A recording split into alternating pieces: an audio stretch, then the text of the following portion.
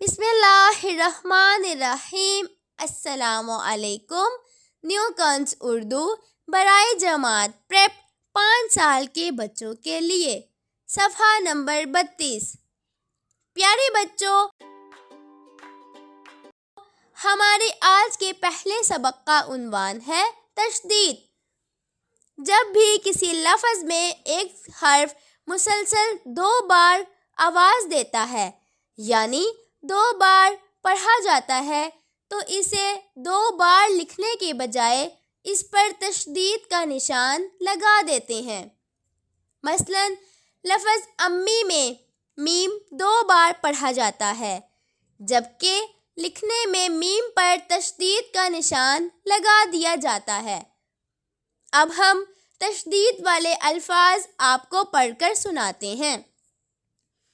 بچہ، الو، اچھا، اچھی، امی، بلی، پتھر، چھکا، رسی، سچا، سچی، عزت، کھٹا، گنا، لڈو، مٹی، مچھر، مکھن، مکھی، ننھا۔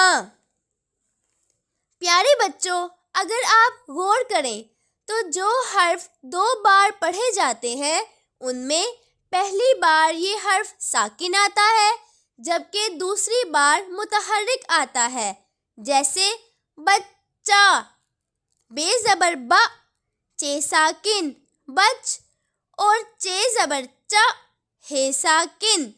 تو پہلی بار چے ساکن اور دوسری بار چے متحرک ہے۔ اسی طرح پتھر، پے زبر پا، تھے ساکن، پتھ، اور تھے زبر تھا، رے ساکن، پتھر۔ تو پہلی بار تھے ساکن اور دوسری بار تھے متحرک ہے۔ اچھا میں پہلا چھ ساکن ہے، جبکہ دوسرا چھ متحرک ہے، یعنی اس کے ساتھ حرف علت الف لگا ہوا ہے۔ پیارے بچوں، ہمارے آج کے دوسرے سبق کا عنوان ہے تنوین۔ تنوین 2 زبر، 2 زیر اور 2 پیش کی ایک علامت ہے جو حرف نون کی آواز دیتی ہے۔ کسی لفظ پر تنوین لگانے کے لیے اس کے آخر میں الف بڑھا کر اس پر تنوین یعنی 2 زبر، 2 زیر یا 2 پیش لگا دیتے ہیں۔ اردو زبان میں صرف 2 زبر لگا دینے کا طریقہ رائج ہے۔ اب ہم آپ کو مختلف الفاظ پر تنوین لگا کر سکھاتے ہیں۔